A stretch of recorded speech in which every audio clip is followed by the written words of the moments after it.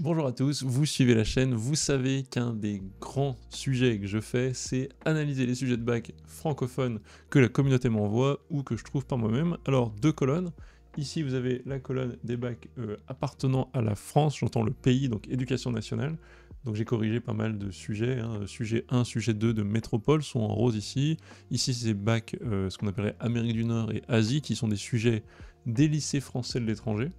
Et ensuite, je reçois aussi de la communauté francophone, beaucoup de bacs de pays qui ont des épreuves en français, mais, ou en tout cas pas en français, mais traduites, hein, si vous le traduisez, mais qui ne sont pas la France. Donc ici, je mets une colonne monde avec une petite planète ici. Pour l'instant, le grand gagnant, celui qui nous fait très peur depuis 3 ans, c'est le bac Sadomaso, le bac SM Maroc Sciences Maths. Extrêmement difficile, extrêmement vénère. J'ai corrigé pas mal de bacs sur la chaîne depuis 2023-2024, donc je fais des tier lists. Et cette année, j'ai une tier list où, étonnamment, le bac Maroc a été peut-être un peu moins challenging que ce qui pouvait se passer les années précédentes. Un petit peu moins... un petit peu moins, genre... comment dire, surprenant. Et écoutez, le bac S1, donc ils ont tous des noms particuliers au pays, hein, donc le bac S1 du Sénégal est à peu près au même niveau cette année, donc un espèce de A+, tier, donc entre A et S tier. Sachant que voilà, vous m'avez beaucoup dit dans les commentaires, les Sénégalais qui regardent la chaîne, apparemment, bon, c'est quand même très dur aussi parce que c'est organisé, il me semble, par des universités d'ingénieurs qui veulent aussi sélectionner à l'entrée. Très intéressant, j'en doute pas, ça ne diminue pas le niveau du truc pour autant. Alors je comprends que c'est peut-être moins comparable à un bac français qui s'adresse à tout le monde et qui n'est pas une sélection d'université, mais pour moi, regarder ces sujets, c'est quand même s'inspirer de ce qui peut se faire, de ce qui peut être demandé en maths avec un niveau terminal, et je trouve ça très très bien qu'il y ait du haut niveau, même si en effet c'est peut-être un peu limité à des entrées en université, mais confirmez-moi tout ça en commentaire, hein. C'est peut-être que j'ai que des informations partielles, je me base sur ce que vous me dites en commentaire, hein, donc voilà. Aujourd'hui, donc j'ai pas mal de demandes, hein, mais aujourd'hui, on m'a réquisitionné, on m'a demandé d'aller analyser le bac Cameroun. Donc attention, les drapeaux sont même couleur, mais c'est pas le même. Ici, c'est le bac Cameroun. Et en fait, tous les gens qui m'ont demandé le bac Cameroun, donc j'imagine des Camerounais ou des gens qui connaissent ce genre de sujet, n'oubliez pas que, je vous mettrai ici dans une petite bulle, je sais pas comment on appelle ça, YouTube, là, j'ai déjà corrigé un bac Cameroun. Alors, c'était très particulier, allez voir sur la chaîne, c'était il y a 2 ans, je pense. C'était, j'ai pris l'occasion de faire un entretien, témoignage avec un copain camerounais, en l'occurrence, qui lui l'a pas passé en 2022, vous imaginez bien, qui lui l'a passé en 2008, il me semble. Donc quand j'ai corrigé le bac Cameroun, en tout cas j'ai attaqué le bac Cameroun sur la chaîne, c'était le bac 2008. Mais allez voir, c'est marrant, surtout qu'il nous raconte sa vie, les maths au Cameroun, tout ça. Donc très bonne vidéo, excellente, pas assez de vues, bon on a quelques milliers quand même, mais essayez d'aller voir, et je vais aller maintenant chercher on va regarder un peu le bac, alors comment il l'appelle, bac, il me semble qu'il l'appelle encore comme on faisait en France il y a longtemps, bac C, le bac C du Cameroun. Donc on va voir s'il se classe en S, en A, en B, en C, en D, comme d'habitude, vous connaissez la chanson, pour l'instant je le mets sur le côté, il n'a pas encore sa place. On revient à la fin pour voir le classement. Petit coquin, ne passez pas toute la vidéo, je vais analyser les exercices. N'allez pas voir le classement comme s'il y avait que ça qui vous intéressait, c'est très vilain de faire ça. Alors, on est parti. On va regarder. Alors j'ai récupéré sur un site un peu pété, hein, peut-être que le mec il a pris en photo et pied sa feuille, je sais pas. Bon, écoutez, on va faire avec. Si vous avez une version PDF propre, n'hésitez pas, hein. Mais bon, voilà, j'ai ce que je peux. Mathématiques, C, E, alors E, je sais pas ce que c'est. C, c'était scientifique, il me semble, ici. Un C comme scientifique. Quand on regarde en France, il me semble que C, c'était l'équivalent de scientifique à l'époque. Office du baccalauréat, gna gna gna gna. Donc là, on dirait plus déjà. Donc comment c'est présenté? Parce que si on se rappelle le sujet du Sénégal la semaine dernière ou il y a 2 semaines, il y avait un truc avec université, je sais pas quoi. C'est vrai que ça avait l'air lié à la fac. Ici, ça ressemble plus à un truc comme en France, donc baccalauréat, enseignement secondaire. On s'en fout, on n'est pas là pour faire l'étude des systèmes d'éducation nationale. Alors, exercice 1, on va regarder un petit peu. Moi, je le découvre en même temps que vous, donc je l'ai téléchargé et tout, mais j'essaie de pas le regarder, pas le corriger, pour voir un peu ce qu'on peut dire en live. Je vais pas vous le corriger, hein. Le but c'est pas de faire un corrigé en entier. Si vous le demandez en commentaire, si ça vous intéresse, je vous ferai un corrigé, bien sûr, ce sera une vidéo beaucoup plus longue. Là, c'est pour analyser la difficulté, et je vais vous évaluer sur, allez, je mets sur 5 à chaque fois, évaluer la difficulté de chaque exercice sur une échelle complètement subjective. Complètement subjective en comparaison un peu de tout ce que j'ai vu de mon expérience avec les bacs franco, suisseau, marocano, tunisio, je ne sais quel pays j'ai fait, libano, machin.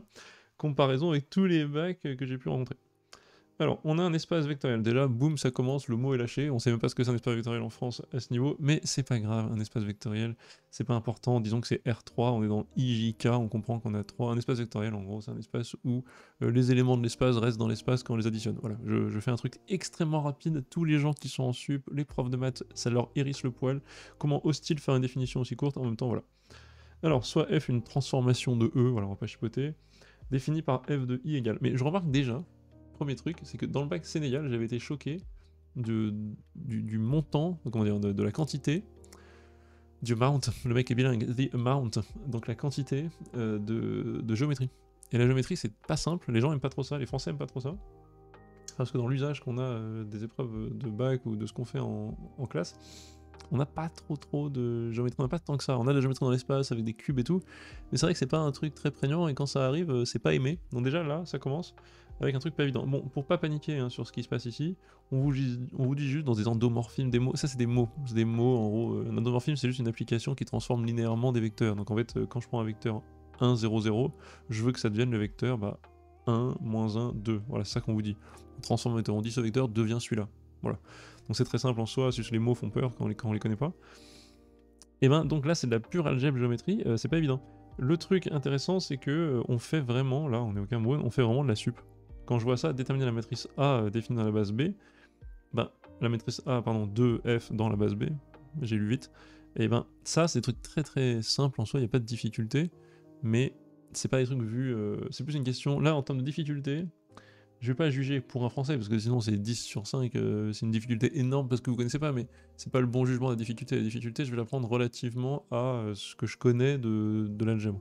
En fait, ça, c'est typiquement écrire une matrice, ça veut juste dire mettre 3 vecteurs côte à côte, donc c'est mettre ces 3 là côte à côte, et ça nous fait une matrice. Donc je peux vous le faire rapido si vous voulez, hein, mais ça serait genre 1, moins 1, 2, vous mettez le premier en colonne, le deuxième c'est 2 fois i, 0 fois j, et moins 1 fois k, et le troisième c'est 0, 2, moins 5. Voilà, on met les 3 côte à côte, donc ces 3 là. Hop, on étudie voilà, ce que fait la fonction f sur les 3 vecteurs i, j et k, et on écrit ça, et ça nous définit, enfin c'est en gros une manière de synthétiser l'essence de cette transformation dans une matrice. Donc c'est pas très compliqué, il faut juste recopier. Tout ce qui est Keref, IMF, je vais même pas faire, mais voilà. Alors j'aimerais bien que les gens, s'il y a des gens du Cameroun qui nous regardent, que vous m'aidiez à évaluer la difficulté, parce que moi je trouvais que ça c'est assez facile, ça aussi, mais pour évaluer la difficulté de ce truc, il faudrait comparer aux années précédentes. Et là, bon, j'ai pas tous les sujets disponibles, donc dites-moi par rapport à ce que vous faites en classe, si vous avez trouvé que c'était dur, que c'était un peu abusé ou pas. En tout cas, moi, je trouve que la question 1, triviale, droite vectorielle, IMF est un plan vectoriel. Ces trucs-là, en gros, pour ceux qui savent de quoi ça parle, en gros, ça se complète, donc si on a une droite, on a forcément un plan, je pense que 2 et 3, c'est très facile. À coup sûr, ça va nous faire une belle matrice, j'imagine, diagonale, ou une jolie matrice. Montrer que c'est une base de E, en fait, il faut juste montrer que les 3 vecteurs sont indépendants, donc une base, en gros, c'est des vecteurs non parallèles, donc on veut 3 vecteurs indépendants, ça tout le monde peut le comprendre, ça se fait assez vite la question 4a. Montrer que E1 appartient à KRF, KRF c'est l'ensemble des trucs qui vont sur 0, c'est pas très compliqué non plus. Je pense que, franchement, c'est du chinois pour les Français qui nous regardent et qui sont en terminale, mais pour ceux qui savent de quoi ça parle, alors je sais pas comment c'est fait, le problème c'est ça, encore une fois je me répète, en terminale au Cameroun, mais c'est assez facile. Honnêtement, il n'y a pas trop de difficultés, c'est les trucs, vous allez le faire en sup si vous êtes en terminale, ça sera les exos du tout début quoi. Donc je sais pas trop. Dites-moi, les Camerounais dans l'audience qui me regarde, si c'était vraiment difficile par rapport à ce que vous faites en classe d'habitude sur ce sujet. Moi, je mettrais, comparativement à ce que je connais du sujet, c'est-à-dire l'algèbre linéaire, petit bug d'iPad, je mettrais un 3 sur 5 de difficulté. Parce que bon, c'est un peu long, il y a des calculs, faut les faire bien, mais il n'y a pas d'originalité. Tout est assez bateau, donc je mettrais un 3 sur 5. En fait, le fait de mettre sur 5 fait que je suis interdit de mettre 2,5, donc je suis obligé de choisir, est-ce que c'est un peu plus dur, un peu moins dur que la moyenne. J'aime bien, c'est 3 sur 5. Deuxième exercice, encore un plan. Oui, vraiment, c'est fou. Ça fait plusieurs fois. Enfin, il y a une difficulté certaine dans la géométrie. Il y a beaucoup de bacs de pays africains francophones où je vois qu'il y a de la géométrie. Alors moi j'adore parce que c'est un bon test de pas mal d'aspects de l'intelligence mathématique, je sais pas comment appeler ça. Mais c'est vrai que je me rends compte à chaque fois que ça manque en France. Quoi. Alors on a un plan, on considère l'ensemble des points du plan tel que ce truc là, alors ça c'est quoi? Ça ressemble un petit peu à quelque chose qu'on connaît? Non pas du tout, ça ressemble pas à quelque chose qu'on connaît. Malheureusement, donc là on pourrait dire x2 plus y2 plus du x et du y, on fait des espèces de Complete the Square, on fait des... Complete the Square, parce que le mec, bien sûr, ne parle plus français. Compléter le carré, comment on appelle ça? La forme canonique, on pourrait trouver un cercle. Le problème, c'est qu'ici, on a un 2xy.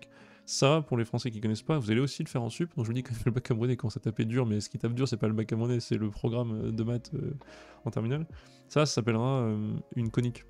Donc en gros, une conique, c'est une courbe qu'on trace dans le plan, et ça peut être trois choses, une ellipse, ou une ellipse particulière, un cercle, une parabole, ou une hyperbole. Et l'idée intéressante, c'est qu'en fait, une parabole, vous la connaissez sous le type de fonction, mais il faut différencier ce qu'est une fonction de ce qu'est une courbe. Il se trouve que la fonction x carré est représentée par une courbe qu'on appelle une parabole. Mais en soi, la parabole, elle a une définition profonde géométrique. La parabole, en gros, elle a une espèce de foyer, enfin, elle a un point, il y a une définition géométrique entre un point et des distances, etc. Bon, je vais pas aller là-dedans, mais elle a une nature intrinsèque. C'est pas juste un truc qui se décrit comme une fonction avec du x carré.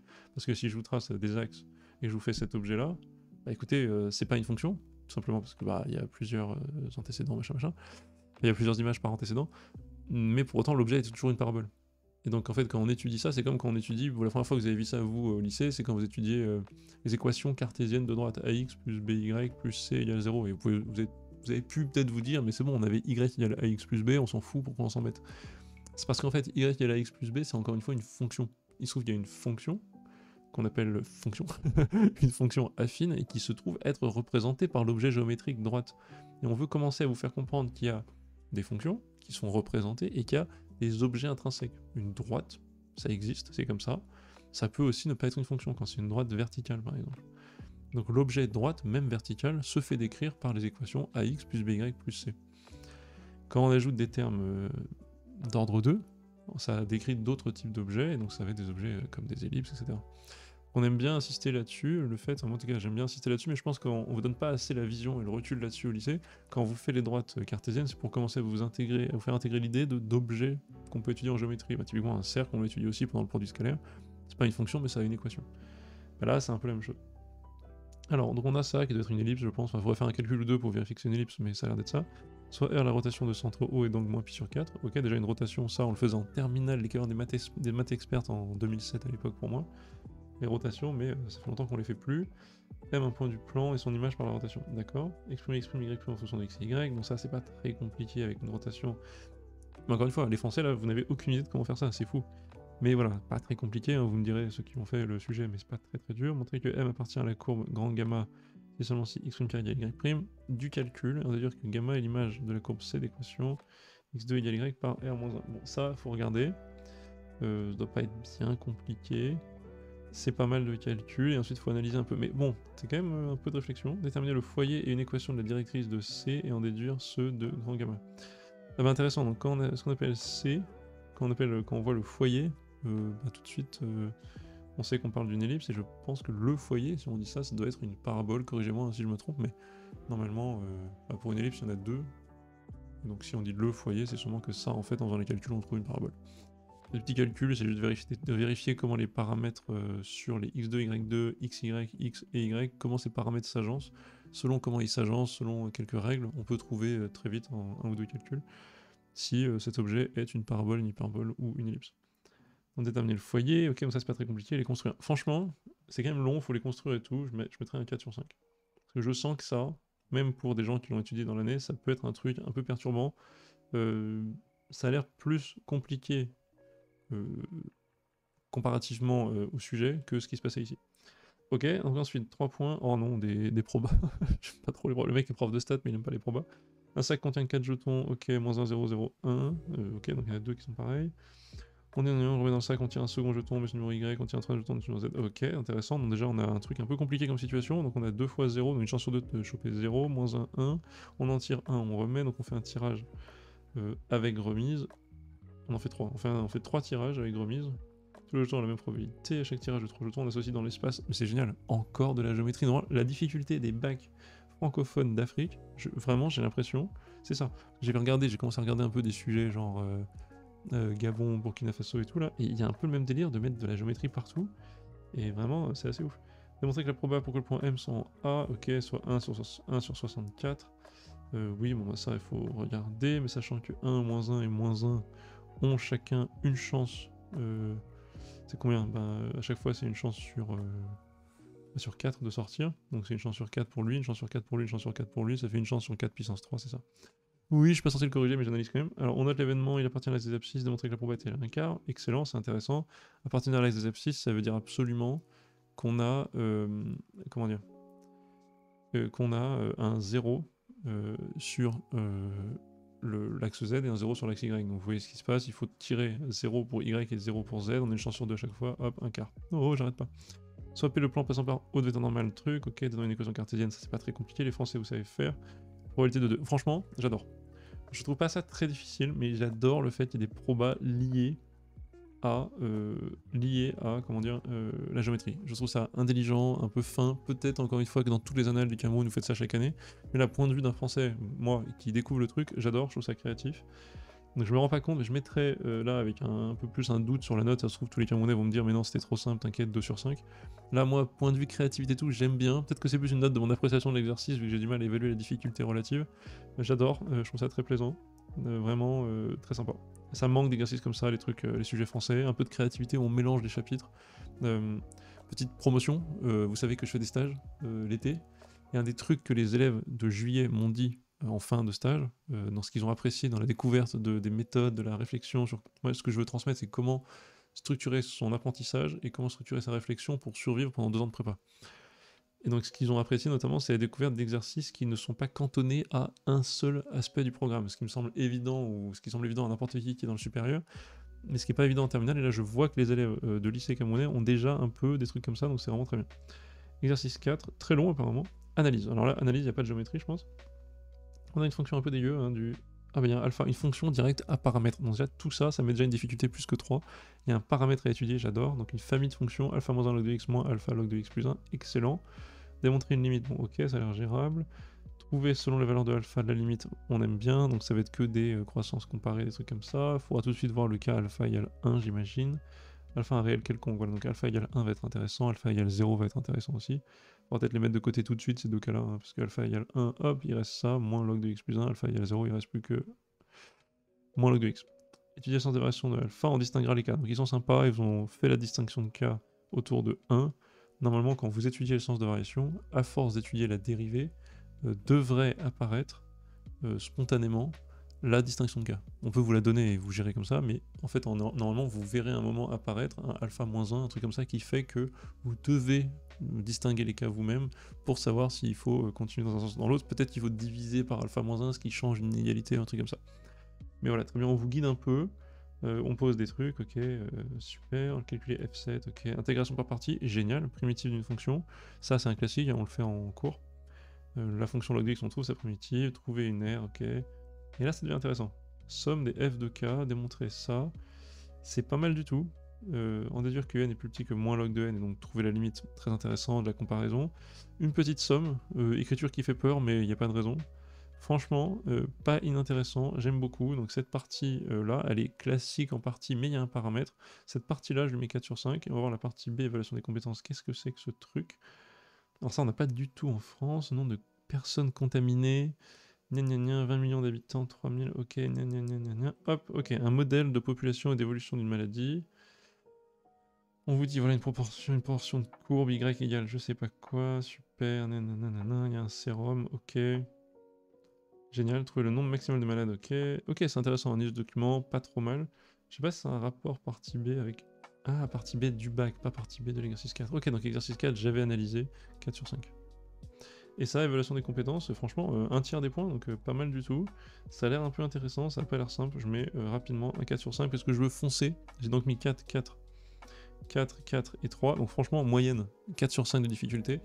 Très bon sujet, je le trouve extrêmement intéressant. Voilà, c'est pas le plus dur que j'ai rencontré, mais extrêmement intéressant. J'adore le fait qu'il y ait autant de choses de programmes que nous, on n'est pas en France, malheureusement. Je trouve ça vraiment très très super. Hop. Alors attendez, j'ai des soucis de cadrage. Si je zoome un petit peu comme ça, oui, hop. J'adore. Franchement, j'adore. Très bien, très bon sujet. On revient donc au seul truc qui vous intéresse. La tier list. Cette tier list, alors attention, qu'est-ce qu'il me fait? Petite option ici. Hop. La tier list. La tier list, écoutez, je sais pas trop. J'ai l'impression quand même que tout... J'ai l'impression que si on est dans le monde de « je suis élève au Cameroun », j'ai pas été ultra... Enfin, je sais pas. Est-ce que je suis vraiment choqué par la difficulté de ce truc-là? Clairement, il est au-dessus de A. Est-ce qu'il vaut le bac Maroc, qui a quand même des trucs un peu violents, un peu fins, des petites questions au bac Maroc qui sont difficiles, il faut être une certaine finesse. Là, j'ai trouvé que c'était très intéressant par l'ouverture, le type d'exercice, mais j'ai pas vu de questions, par exemple, où il faut appliquer un petit théorème de accroissement fini pour trouver une démonstration. J'ai trouvé qu'il n'y avait pas la même difficulté de précision. Enfin, comment dire, des questions ultra précises et rigoureuses, il y en a un peu moins. Il y a plus des questions créatives et que moi je trouve novatrices par rapport à ce qu'on connaît. Donc je le mettrai en clair A, mais un peu en dessous de... Alors attendez, là je m'en sors pas. Un peu en dessous des difficultés observées pour les deux mastodontes qu'il y a ici. Maroc et Sénégal. Donc je le mettrai juste ici cette fois-ci. Hop, ça change chaque année, hein. Mais Cameroun cette année, je mettrai tier A, donc largement au-dessus de sujets, etc.